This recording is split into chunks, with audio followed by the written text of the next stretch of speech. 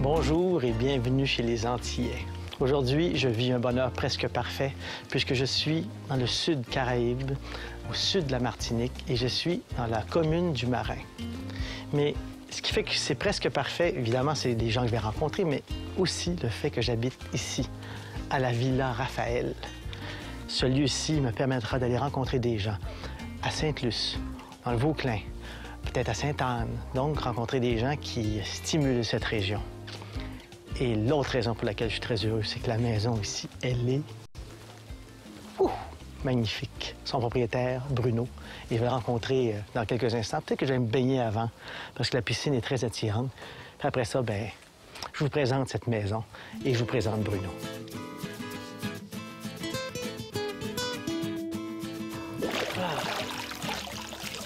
Voici ce que j'ai pêché dans la piscine de la Villa Raphaël. Et ça va me permettre d'appeler Bruno grâce à ce lambier.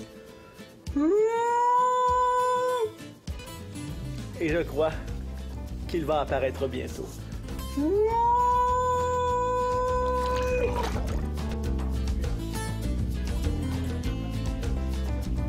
Est-ce que vous êtes originaire du Marin? Alors non, je ne suis pas originaire du Marin. Je suis arrivé en Martinique en 1980, donc il y a 30 ans. Ah ouais. Et je suis venu ici pour trouver un cadre de vie, si possible sous le soleil. Donc je suis bien tombé. Et je suis venu aussi parce que je voulais avoir un certain nombre d'enfants. Et je trouve que élever des enfants en Martinique, c'est très agréable. Il n'y a pas que des avantages. Il y a aussi, j'imagine, faire le deuil de certaines choses quand on est ici ou pas du tout? Non, pas spécialement. C'était un choix de vie qu'on a fait, de venir ici. Et non, on n'a jamais eu de problème particulier. On s'est très bien intégré à la vie ici. Tous mes voisins sont des Antillais de souche. Oui, tout à fait. Ouais. Et non, on est très bien ici.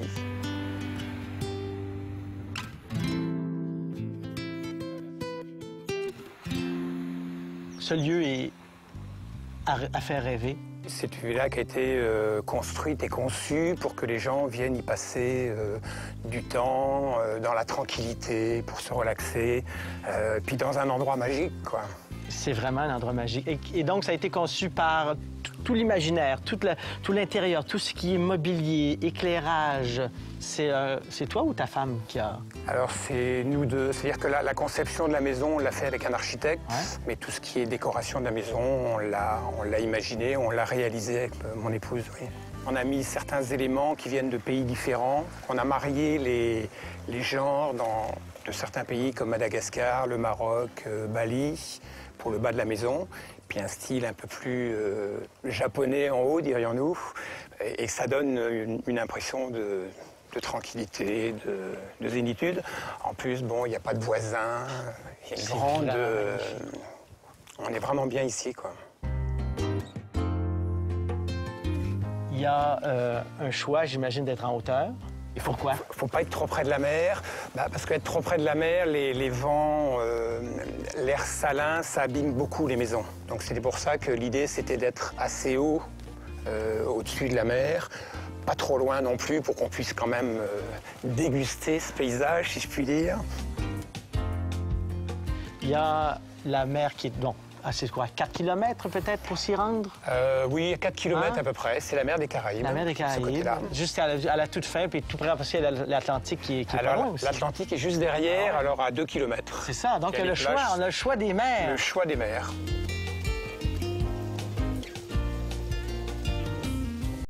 Et il y a celle-ci aussi, cette petite mer... oui. Cette petite mer fermée. Oui, c'est une petite mer, parce que comme c'est un pays où il fait toujours chaud, c'est quand même très agréable. Je vois que tu as les pieds dans l'eau, oui. Et je crois que tu sais pourquoi tu as les pieds dans l'eau. Oui, oui, absolument.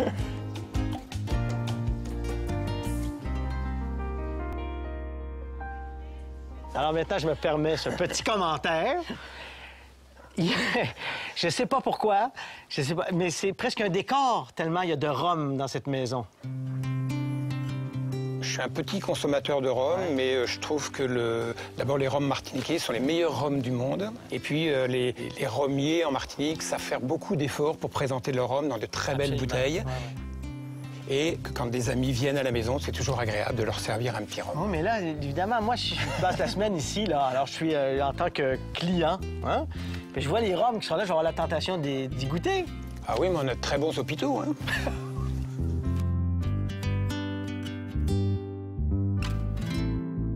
Moi, j'ai décidé, je ne pars plus. Je reste. C'est final.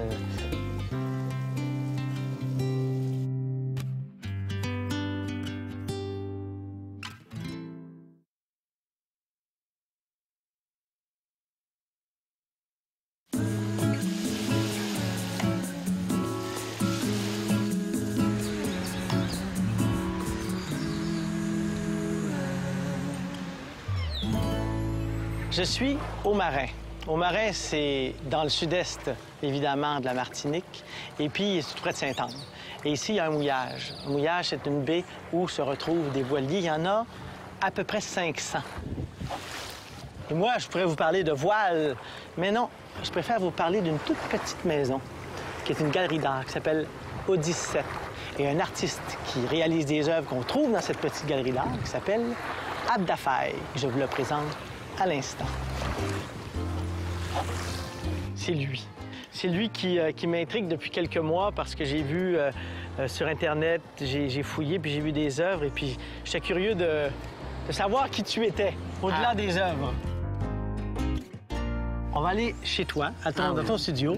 On va aller, c'est par là ou par là? Par là? C'est par là. Mais on va faire des crochets. On va faire des crochets avant, parce que, en descendant juste en bas à la mer, il y avait cette petite maison, Odyssette. Et là, j'ai compris finalement, on m'a fait comprendre le sens de Odyssette. Je pensais qu'il y avait un nom, quelque chose de créateur, mais en réalité, c'est l'adresse. C'est l'adresse, c'est le numéro 17. C'est 17, bien oui, c'est Odyssette. Ben, c'est ça. Il y a des artistes qui créent. Oui. C'est comme un collectif, vous êtes C'est un collectif d'artistes et nous sommes 6. Et comme il n'y a pas de lieu directement qu'on puisse présenter notre travail ici, alors on a créé des lieux, on crée des espaces, on prend la rue. Et le Marin, ce qui est intéressant avec le Marin, c'est qu'on peut récupérer la rue, on peut récupérer des espaces. Ça ne nous cause pas de problème de créer... Bien là, justement, j'ai vu sur les murs. Ça me fait penser à une ville en Sardaigne et qui a ça. Parce qu'à chaque fois qu'il y a un marché d'art contemporain, les artistes contribuent à laisser quelque chose pour la ville du Marin.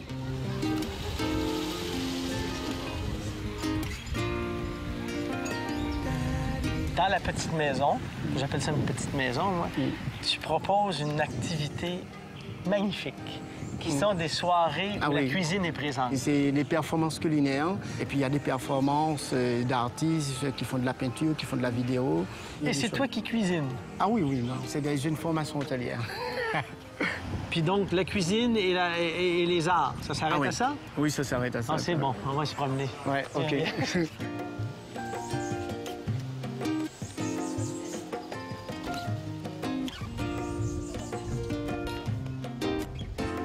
Là, c'est un espace qui s'appelle le showroom, qui est un des premiers ateliers qu'on a monté.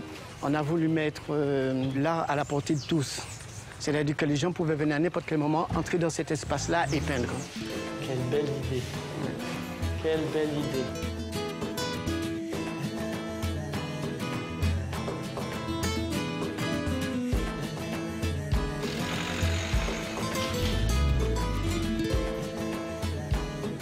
Et puis puis derrière, c'est tout mon dépotoir, mon divan. Mais là, j'irai pas voir ton dépotoir, quand même, je vais respecter... Quand même, j'irai sûrement pas voir. Ah, mon Dieu Seigneur, ah oui! Ah non, mais il est pas excessif du tout.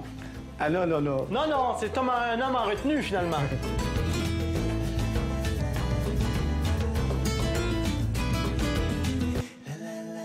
T'as des enfants, hein? Ah oui, il y a des... Toi, t'as des enfants? Oui. Est-ce que tes enfants te trouvent calme? Ils me trouvent calme, mais ils me trouvent luron. Ah, luron, Ouais. un joyeux luron. Oui.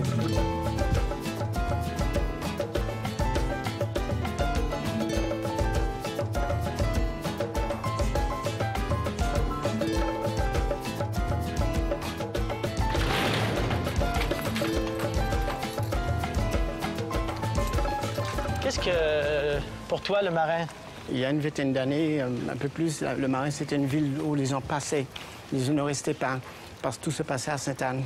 Ouais. Et puis depuis quand le maire a décidé d'investir au niveau de la culture Ouais. avec les artistes, à ce moment-là, le Marin est devenu une place culturelle, tout ça. L'événement culturel, c'est ça. Ça sent, Ouais. ça se sent.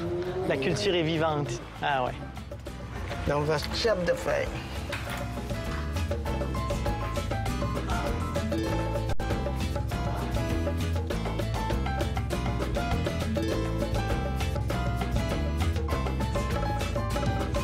Tu as commencé à peindre il y a combien d'années? Maintenant, ça fait environ 25 années que je peins, mais j'ai toujours peint, même quand je faisais de la danse, je faisais de la peinture le soir quand j'entrais chez moi. Dansais? Ah oui, j'ai fait beaucoup de Donc, il y a danse. de la danse qui se rajoute dans tes univers Ah de oui, vie. mais moi, je suis un danseur. OK, ah! Ah Je fus un danseur, pas ah! OK. maintenant. Et la danse, quelle... C'est des danses afro-antillaises, des danses traditionnelles Le de bélé? Martinique, là, les bélets, Ah oui. des danses de l'Afrique de l'Ouest. Ah et ouais. après, j'ai terminé par la danse contemporaine. Ouais. Ah Et oui. après, que je ne pouvais plus faire le grand écart, plus faire mes battements, j'ai arrêté. Je me suis dit, bon, OK, je fais de la peinture. À un niveau, la peinture a pris la flamme de la danse. Quand même. OK. Et tout ce que je regarde, dans tout chaque... Je sens du bonheur. Je me sens bien en regardant tes toiles. Oui. L'art, pour moi, c'est de la joie. S'il n'y a pas de bonheur, moi, j'arrête. Moi, je fais un truc parce que moi, on voit trop de souffrance, il y a trop de personnes qui souffrent. Et pour moi, c'est important Ah, que je puisse transmettre du bonheur, même si parfois je peux traiter des thèmes durs. Mais il faut qu'au niveau de la couleur, au niveau de la composition, qu'on puisse retrouver une certaine forme d'allégresse. Bien, c'est ça. Ouais. Moi, je dis toujours que je ne suis pas un peintre qui fait de la peinture. Je suis plutôt quelqu'un qui raconte des histoires avec la couleur. Je suis comme un conteur. Et donc, la thématique que je travaille, c'est le martiniquais. Et le martiniquais est tellement anecdotique. Il y a tellement de trucs à raconter sur le martiniquais parce qu'il y a une ambiguïté incroyable, que ce soit culturelle, politique, spirituelle. Et que dans ça, il y a toute une puissance de travail à faire là-dedans. Moi, je pense que, comme c'est une culture en devenir, les ambiguïtés sont très présentes.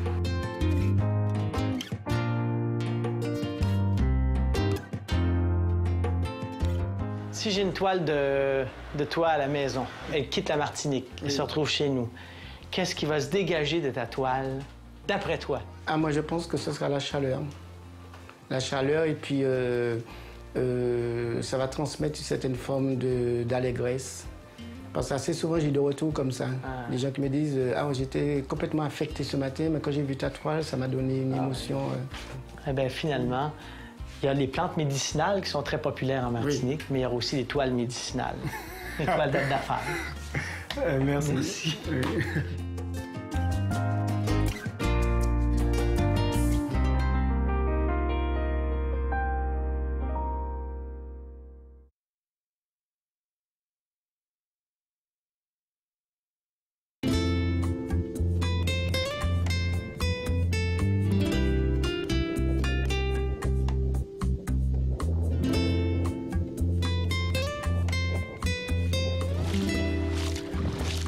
La question se pose, dans quelle planète suis-je? Parce que là, c'est presque irréel. Eh bien, je suis au Vauclin, sud de la Martinique, sud-est. Et au Vauclin, il y a ça. Il y a des espèces de plages ou des lieux, on appellerait ça des fonds blancs. Eh bien, c'est ici que je vais apprendre à pratiquer le kitesurf avec Michael de l'école de voile qui est ici au Vauclin. Mais ça se peut aussi que je décide tout simplement de regarder ces fonds blancs presque irréels. J'ai choisi mon lieu préféré pour rencontrer, non pas Michael, mais Jérôme, parce que Michael, je vais le rencontrer tout à l'heure dans l'eau. Mais je pense que je ne vais pas. Je ne vais pas pratiquer le kite parce que je pense que le kite demande une maîtrise aiguë du vent. Non? Paradoxalement, non. C'est beaucoup plus accessible que la planche à voile. Pourquoi? Il y a déjà une barrière physique qui est beaucoup moins importante. Au niveau de la clientèle, par exemple, c'est 50% de notre clientèle, ce sont des femmes. L'effort physique est moins grand qu'en planche. Effectivement.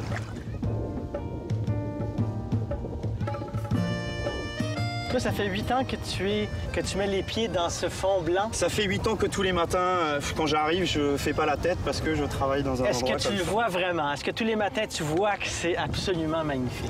Je crois que c'est important, d'autant plus quand on n'est pas né ici et qu'on a été accepté, c'est de garder ce recul et d'être capable de rester conscient de cette chance-là, parce que c'est quand même une chance.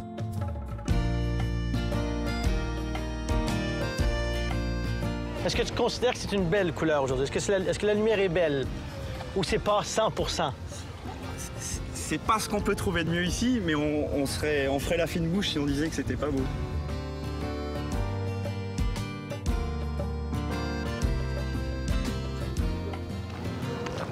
Ah, cet homme, il a choisi la vie difficile. Il y a une école en France. Et quand le froid arrive en septembre, octobre, tu t'arrêtes tout.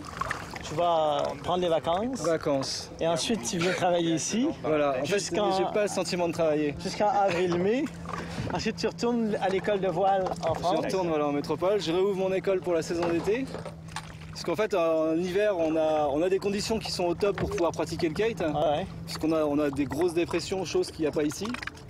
Donc on a beaucoup de vent, ou de quoi vraiment s'amuser, mais une température qui est exécrable et personne ne veut venir apprendre. Exactement. Alors tu viens enseigner ici. Donc je viens enseigner ici pendant l'hiver, ce qui est pas mal. Tu vois, ouais, non, comparé en fait, à la métropole ici, les conditions sont quand même idéales du fait que la température est bonne. Ah oui. On est sur une zone où on a pied partout, il n'y a pas de vagues, il n'y a pas trop de courant. Chose qu'on trouve nulle part en gros ailleurs, quoi. Ça fait combien d'années que tu en fais? Moi j'ai commencé un peu l'année dernière et là j'ai recommencé cette année. Et ça se passe bien? Ouais, c'est cool. Ouais, c'est rigolo. Le secret en kite, et le maître mot, c'est d'avoir une tension qui est constante. Donc pour avoir une tension constante, quand ça tire beaucoup, je relâche un petit peu. Quand ça tire pas assez, je reprends un Les petit mouvements peu. doivent être très réguliers, je présume. C'est régulier, fin. C'est ça, pas hein? un sport de bourrin, c'est un sport en finesse. Ah ouais. Donc on va dire que c'est plus un sport qui serait pratiqué par les femmes, à la base. Voilà. Alors qu'on imagine... Mais on trouve beaucoup d'hommes qui sont fins, comme celui-ci. Voilà. C'est drôle parce que nous, fin, hein, quelqu'un de fin, c'est quelqu'un qui est gentil. Mais il est gentil aussi. Hein. Ça, il l'a pas encore prouvé. J'ai gonflé l'aile. Ah oui, c'est vrai. C'est très fin de ta part.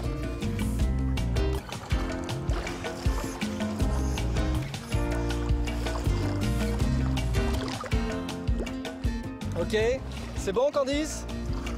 C'est bon?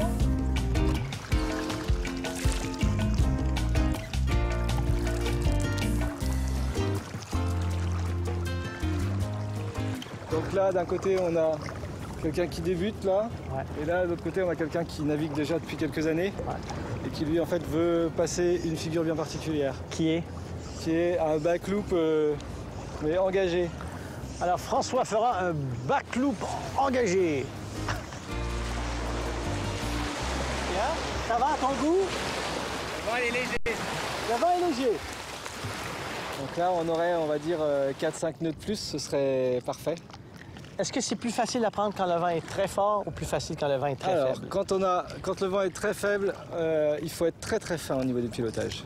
Okay. Quand le vent, en fait, on va dire, à partir de 15 nœuds, on a suffisamment de vent qui vont masquer les différents petits défauts que tu vas avoir. Ah oui, OK. C'est-à-dire qu'à partir de 15 nœuds, en gros, ils sont tous des champions.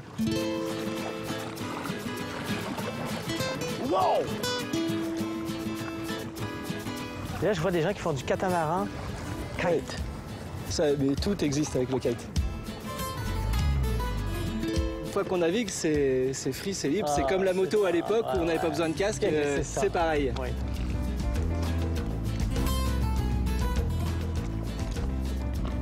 C'est très agréable de naviguer ici. Donc, on peut faire un high five. Toi, la première fois que tu as vu ça ici, cette hauteur-là, la profondeur, le lieu, le vent, tu as dû faire. J'ai dit là, on va progresser à vitesse grand V, c'est vraiment ce qui se passe. C'est-à-dire qu'entre en métropole, un stage sur une semaine en métropole et un stage sur une semaine ici, on va dire qu'on va gagner en gros 2 jours. Ah oui. La température, le soleil, bon le matin c'est mieux parce qu'on a le soleil dans le dos. L'après-midi, comme il se couche là-bas, automatiquement... Tu l'as toujours. Ah, je l'ai, moi. Tu l'as en pleine gueule. En pleine gueule. Toute l'année. Ça donne vraiment envie, hein. Ça donne envie de venir. Et ce qui est fantastique en plus, c'est qu'on sent la compétence chez toi, chez Jérôme, puis sûrement chez les autres, c'est la compétence et le désir de vouloir. Le plaisir. Hein. Ouais. Et ça se passe avec, avec la joie de vivre. Ouais, c'est ça. On est là pour... Les gens viennent en vacances. On est quand même dans une activité où c'est du loisir. Ouais. On n'est pas là pour leur prendre la tête. Mais il y en a qui sont blasés dans la vie. Il y en a qui, même s'ils font un truc qui normalement a fait rêver, qui... Oui, mais il faut changer de job. Moi, j'ai pas toujours été moniteur de kite. Hein. Ouais. Qu'est-ce que tu faisais avant? Avant, j'étais stringologue. J'avais des magasins de sous-vêtements. J'ai fait ça pendant des années. Pendant 10 ans, j'ai vendu du Aubade, Lise Charmel, Chantelle, Simone Perel. Et là, un jour, t'en avais marre. Et là, ouais, un jour, j'ai dit stop. Stop, parce que maintenant, j'ai envie de vivre ma vie comme j'en ai envie et puis me faire plaisir, quoi. Il faut, dans la vie, il faut pas hésiter à changer quand ça te convient plus. T'as raison. T'as raison. Alors, je me lance maintenant, je change de métier, je deviens stringologue. Il y a un poste vacant. Merci, Miguel. Merci, Francis. Merci beaucoup. Vraiment super.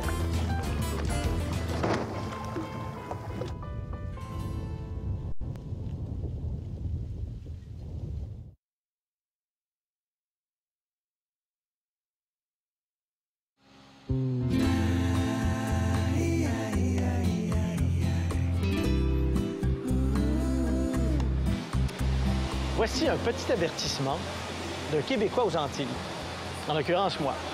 Quand vous louez une voiture, il est bien important de vous assurer du type d'essence utilisé dans la voiture que vous louez. Par exemple, vous avez peut-être une voiture diesel, peut-être une voiture à essence sans plomb. Donc, quand vous faites le plein, assurez-vous de faire le bon plein. Puis ici, diesel, c'est pas diesel, c'est gasoil. Et gasoil vous donne l'impression que c'est de l'essence ordinaire. Non, non, non, non, non. Il faut faire le bon plein. Si c'est une diesel, vous faites du gasoil. Parce que si vous faites mauvais remplissage, et là, c'est tout à fait possible que vous le fassiez parce que le bec, ça marche, là. Vous pouvez remplir une voiture diesel avec du sans-plomb. Et là, souci. Sérieux souci. Donc, faites attention, assurez-vous, demandez, et ensuite vous roulerez en toute quiétude dans votre rutilante voiture dans un état passable.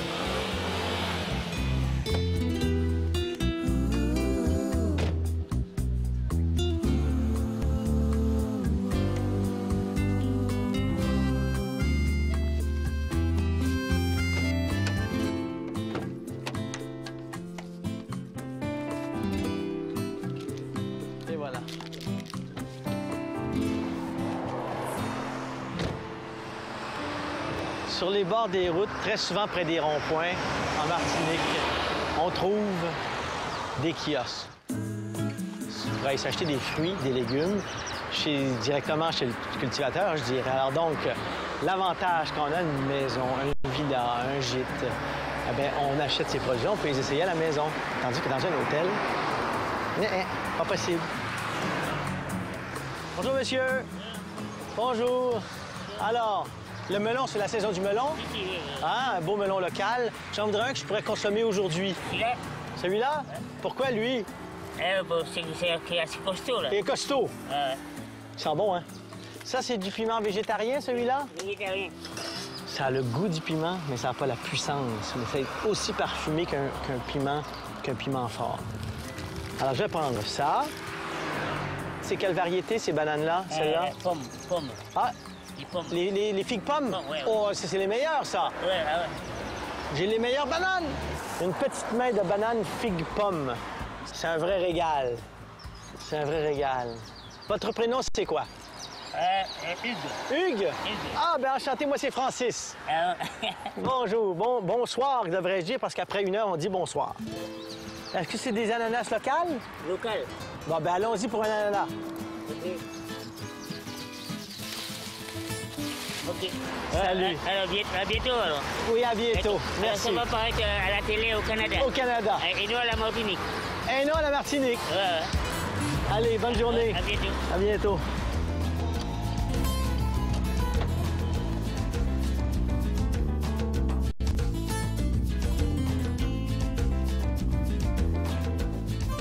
Ah! Très souvent dans la journée, inévitablement, je dis « j'ai soif », puisqu'il fait souvent 35, 36 degrés. Alors, quand on a soif, il faut boire. Et en Martinique, ce qu'on peut boire, c'est entre autres ceci. L'eau que l'on trouve presque toujours, la Chamflore, que j'aime particulièrement parce qu'elle n'est pas trop salée. Parce qu'il y en a autre eau qui est plus salée, mais celle-là, là, je la trouve très rafraîchissante, très, très bonne. Et pour vous prouver que je l'aime, voici la preuve vivante. Ah! Vraiment rafraîchissante. La bière locale, c'est la Lorraine, qui est plus intense que nos bières. Un peu plus intense. Une belle bière. Ensuite, le Mimi Mabi. Ça, c'est une boisson énergisante. Ça, j'ai jamais goûté. On va voir ce que ça dit. Wow! Oh! Gingembre, il y a de la citronnelle, bois d'Inde, cannelle, sucre, vanille et guarana. Parce que j'ai pas mes lunettes, hein? C'est mon âge qui va ici. Et c'est... Je vous le dis, c'est pas loin de pas être bon. Mais c'est intéressant à déguster. Ensuite, jus de gingembre. Ça devrait être bon, le jus de gingembre. Ça doit être stimulant aussi. Pas mal. Là, est-ce que j'ai fait le tour? Non. Ah oui, Caresse Antillaise. C'est une grande maison ici. On trouve plein de ces jus, de ces boissons. Boisson goyave qui est délicieuse. Et on rajoute ici un sucre avec le sucre de canne. J'ai un coup de cœur pour le jus de goyave de Caresse Antillaise. C'est délicieux, rafraîchissant, sucré, juste correct, pas trop, parce qu'il y a souvent des jus ici qui sont sucre, là, ça va. Et finalement, je triche parce que ça vient de la Guadeloupe, l'ordinaire, si vous aimez ça. Puis là, je vais y aller directement à la canette. Boisson pétillante à l'anis. Alors, si vous aimez l'anis, la vie est belle. Bon, maintenant, il faut que je fasse la vaisselle. Ainsi va la vie. Bon!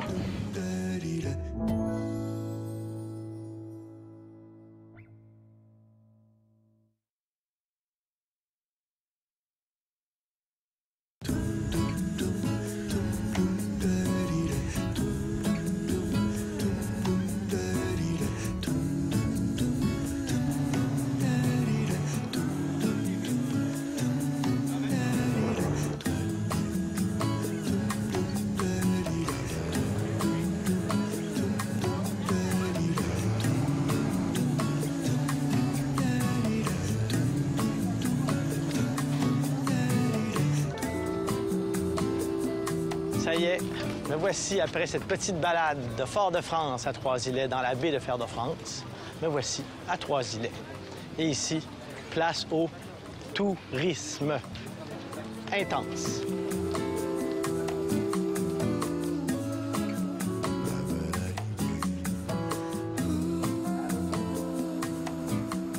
Là, on arrive ici dans un secteur de Trois-Îlets. Et là, c'est l'action, c'est les bâtiments. C'est les bateaux, c'est les hôtels, les restaurants, les boutiques. C'est un petit peu la folie. La, la, la, turururu. Ta-da-da-dee-da. Hey, hey. La, la, la, turururu. Ta-da-da-dee-da. Hey.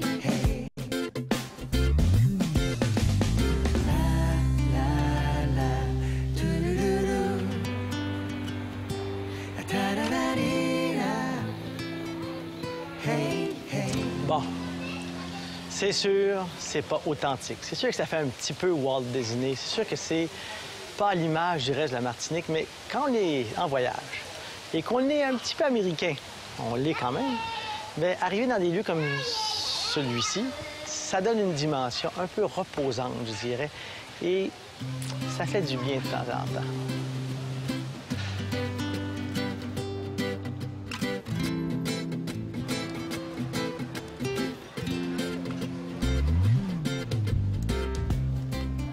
Quelle idée de venir dans un stationnement. C'est ici, à Trois-Îlets, c'est comme ça. Il y a beaucoup de voitures parce que c'est très développé, mais il n'y a pas que des désavantages. Ici, on peut facilement avoir accès à tout ce qu'il faut pour pouvoir découvrir l'extérieur. Alors, faire des excursions en mer, sous l'eau, on peut faire des excursions dans les terres. Donc, tout ce qu'il faut ici est présent pour découvrir le reste de la Martinique.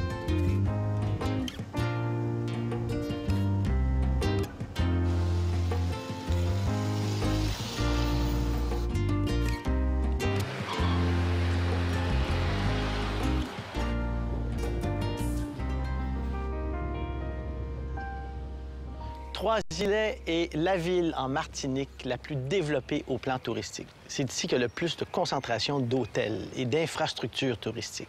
Mais moi, ce que je retiens de ce village de petite ville de 7000 habitants, ce sont les maisons. Les maisons, à cause de leur toit, à cause de leur forme, du bois qui recouvre l'extérieur et de la vieille patine. Ça me charme.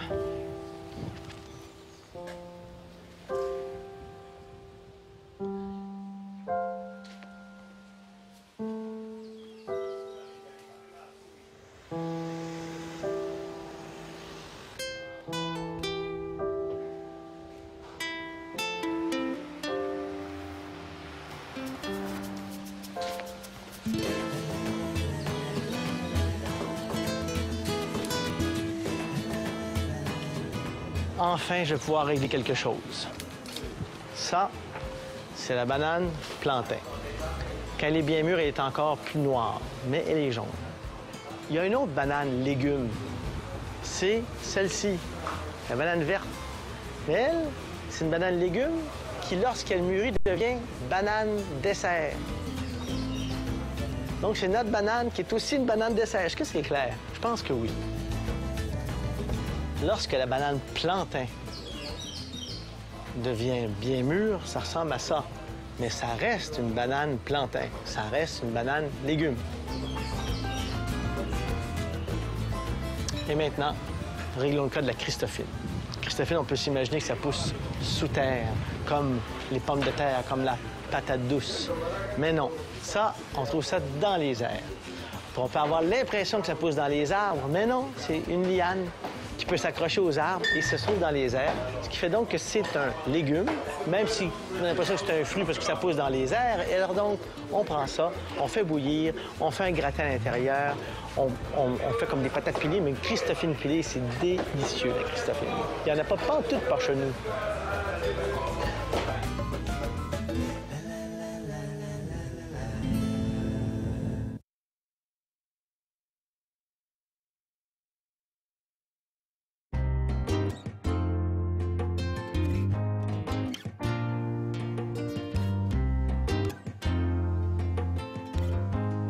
Dans la même commune de Trois-Îlets, tout près de l'insouciance de ce lieu touristique, il y a un endroit absolument essentiel si on veut comprendre ce qui s'est passé il n'y a pas si longtemps. Ça s'appelle la savane des esclaves et ça a été créé par un homme. Il a tout fait de ses mains. Et je vous invite donc à le découvrir et à le rencontrer. Après vous.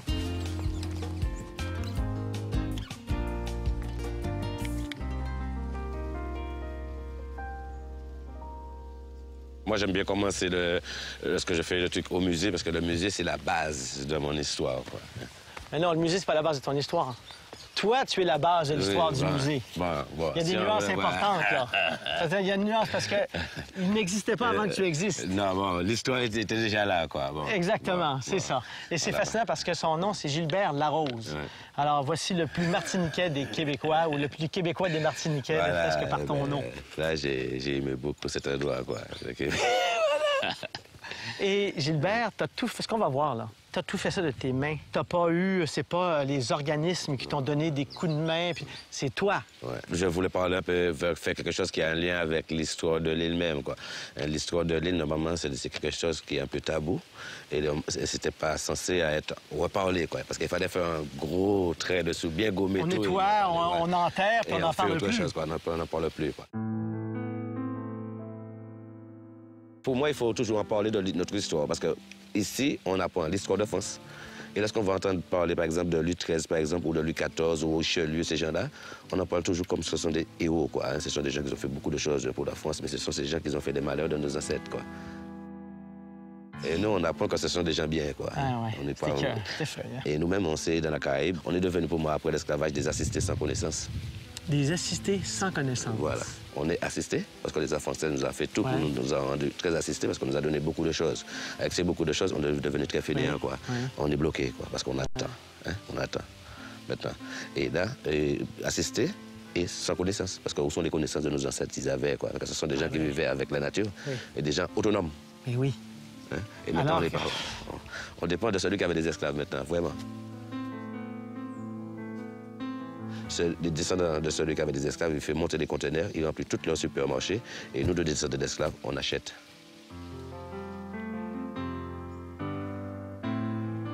Mais les gens, ils ont le ventre rempli ici, quoi. Alors personne n'est conscient.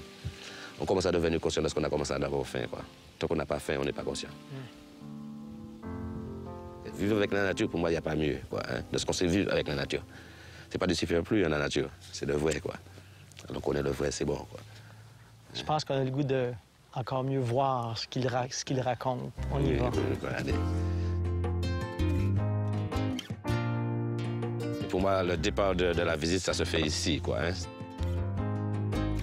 Ces deux pièces ici vont représenter le début du métissage ici, quoi, entre l'homme blanc et la femme africaine arrivée sur place ici, quoi. Parce que tout de suite, ils les ont fait travailler dans le champ de canne, bien sûr, mais ils les ont violés aussi, quoi. Ça, c'est le début du métissage. Et M. Colbert avait mis en place aussi comment gérer les esclaves qui arrivent sur place. Hein. Ah, c'est incroyable. Alors, ils sont violés. Au premier, les nègres marrons. Voilà, les nègres marrons. La fameuse loi. Voilà. La première fois, il va s'échapper, on lui coupe les deux oreilles, mais on le marque avec un fer de lys. Hein, c'est ça, on le marque. Ouais, voilà, c'est avec le fer de lys, quoi. Hein. Ouais. Et s'il s'enfuit une deuxième fois sur la plantation, on lui va le scier le jarret et on le moque avec le deuxième fer de lys sur l'épaule. Et la troisième fois, cet esclave est puni de mort. Ouais. Ouais. Sa tête est découpée, mais il va quand même mettre un piquet dans son jardin, mais la tête de cet esclave, il est rentré dans le piquet, quoi. Hein, aussi, quoi. Parce que l'esclave, pendant l'esclavage, était considéré comme une bête. Hein. Bon, là, rappelons-nous qu'on n'est pas au Moyen-Âge, on n'est pas en préhistoire, on est jusqu'en 1848. Voilà. Et après les 300 ans, ils ont enlevé les chaînes. Ils ont de l'esclavage aboli, quoi. Alors, lorsqu'ils ont aboli l'esclavage, les colons ont été indemnisés, hein, parce que l'esclavage est aboli. Mais l'esclave n'a pas été indemnisé, quoi, ni faire de partage, quoi. Alors, il y en a de ceux, je ne sais pas, c'est comme d'hommes maintenant, hein, pour dire qu'est-ce qu'il veut monter vivre en état si on veut changer de vie, mais il y en a, est-ce qu'on veut rester comme on est là ou bien est-ce qu'on veut monter vivre en état aussi et on sera vraiment autonome? Il y en a beaucoup qui vont réfléchir, qui vont savoir s'ils vont oser monter, quoi. Alors, il y en a de ceux qui vont toujours rester au même endroit. Juste travailler, avoir à manger, quoi, et une vie... toujours dégueulasse, toujours, on va dire, quoi. Hein. Et il y en a de ceux qui disent, moi, je monte. Je m'en fous, quoi. Je veux monter.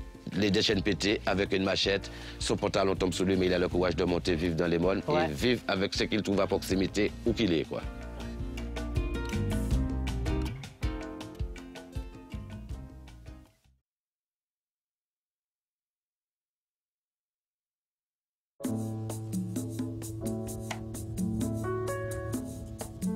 La savane des esclaves, c'est un peu aussi le retour à l'harmonie entre l'Homo sapiens et la nature. Là, on va commencer par les plantes médicinales un petit peu, hein, tout à fait dans le petit circuit. Hein. Là, on va voir le coton. Hein. Alors, il faut vous dire que ça, c'est le même coton qui a existé ici depuis l'esclavage. Hein. On n'a pas emmené le petit coton qui monte à 50 cm de hauteur, quoi. Le coton montait à 3 mètres, 4 mètres de hauteur. Et le coton était planté à proximité des maisons, même si les gens n'avaient pas encore l'argent, hein, à l'époque. Hein, mais ils plantaient toujours beaucoup de cotonniers à proximité et ils rassemblaient le coton. C'est avec ça qu'ils faisaient un lit? Le matelas. Mais si on est grippé, on peut toujours récupérer les feuilles jaunes de ce cotonnier et se faire une tisane avec pour soigner la grippe, quoi. Si on a perdu la voix, on ne sait pas parler, des fois ça peut arriver. On a trop parlé, on a la voix cassée. Ça t'arrivait là. Ça serait malheureux. Tu viendrais pour me parler de tout ce que tu as vécu. Comme j'ai l'antidote là, quoi, comme si la maladie sait qu'il y a l'antidote là. OK, bon, donc il ne touche pas. Ah ben c'est bon, c'est bon. Là, Là, on a celui-là que vous allez voir souvent à proximité des maisons aussi. Hein. Ça, c'est le roseau des aides. Hein. Alors, les feuilles, si on a une plaie qui ne veut pas se cicatriser, on peut récupérer la feuille, l'écraser bien et on le met en cataplasme sur la plaie pour cicatriser la plaie. C'est efficace. Donc, très efficace. Ici, on a un petit goyavier. Hein. Alors, si on a la diarrhée ou les maux de ventre, hein, la gastro, on récupère les bourgeons des feuilles, ça, et on se fait une bonne tisane avec et finit la diarrhée ou les maux de ventre. Là, on a l'atumo. C'est notre grippal aussi, quoi. On appelle atumo, à tous les maux. Es-tu en train de me dire que chaque plante ici a presque des vertus... Eh bien, ça, c'est pour les digestions difficiles, la grippe, la toux, la fièvre. Tu peux faire de la tisane avec ces feuilles aussi, quoi. Cool. Et la racine, il y a les dames qui l'utilisent pour baisser le ventre, quoi, pour avoir le ventre plat, quoi, en tisane. Ah ouais? On vend ça sur le marché qu'on appelle la racine dégonflée. Hein? 75% de médicaments, c'est à base de plantes, hein? Ouais. Tu me racontes tout ça, là, puis je me sens totalement démuni. Parce que j'ai l'impression qu'une méconnaissance telle de la terre, de ce qui pousse, c'est quelque chose. J'ai l'impression d'être dans une espèce... Il y a un mur de connaissances. Voilà, mais si c'est comme ça, je dis, lorsque tout à l'heure, là, les gens qui ont vécu avec les anciens à la campagne, hein, qui n'ont pas fait d'école, ces gens-là, c'est eux qui ont les vraies connaissances de la nature, parce que eux, il fallait faire avec quelque chose. Il fallait faire, il fallait survivre, il fallait faire des choses, quoi. Alors eux, ils ont appris à connaître la nature, quoi.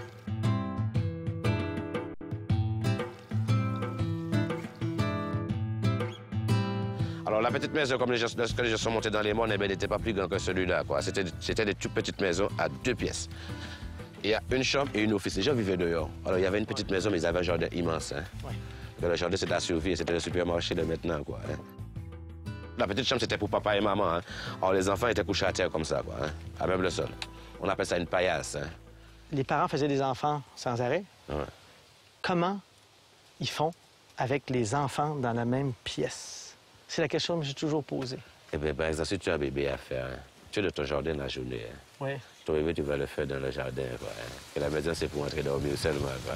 On dort dans la maison. Il ne se passe pas la création des enfants dans la maison. Non, dans le jardin, quoi, le bois, quoi. Tu vas te débrouiller, quoi. Tu as des enfants, Gilbert? Oui. Quel âge, disons? J'ai plusieurs âges. Hein. J'ai 3 enfants avec une antillaise, hein, martiniquaise. Hein, le premier fils que j'ai avec elle, hein, il a 25 ans, il va avoir 25 ans. J'ai une fille qui a 20 ans, qui était là tout à l'heure, là. Oui. Il a 20 ans.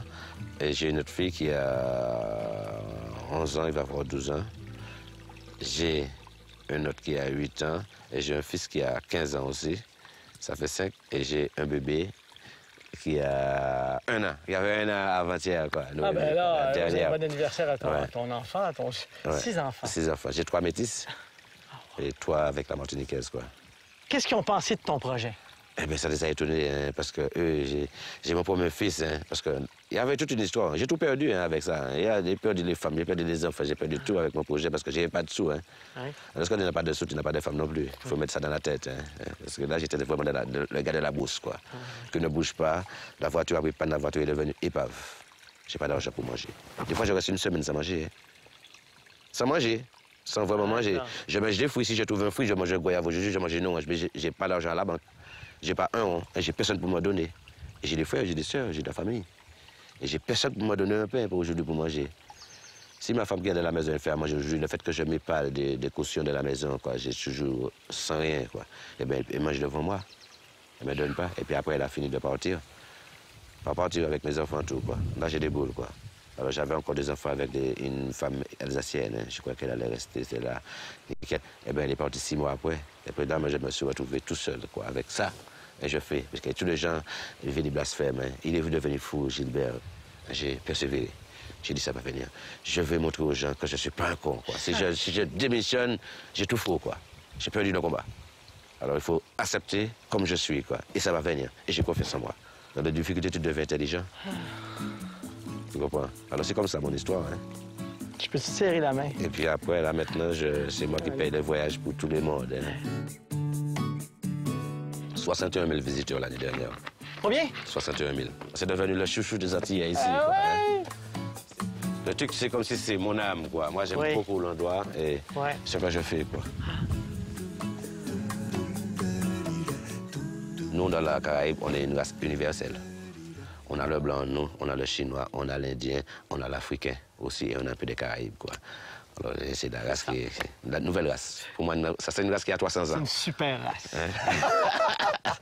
C'est ça. Alors si on se connaît, ben, on est fiers de soi, quoi. Hein? Complètement. Eh bien oui. Voilà. La savane des esclaves, ça devient l'histoire de la liberté. Et oui, parce que si tu sais vivre comme ça et tu comprends tout ça, ben, tu peux être libre. Ouais. Il dépend pas de beaucoup de choses, Ouais, quoi, ouais. après, quoi. Mais il faut le faire entrer dans la tête. Hein. Parce que dans la tête, il y a la chaîne toujours, tu comprends. Il faut t'enlever la chaîne de la tête et là, tu fais des choses, quoi. C'est comme ça, quoi. Merci, Gilbert Larose. Il n'y a pas de problème.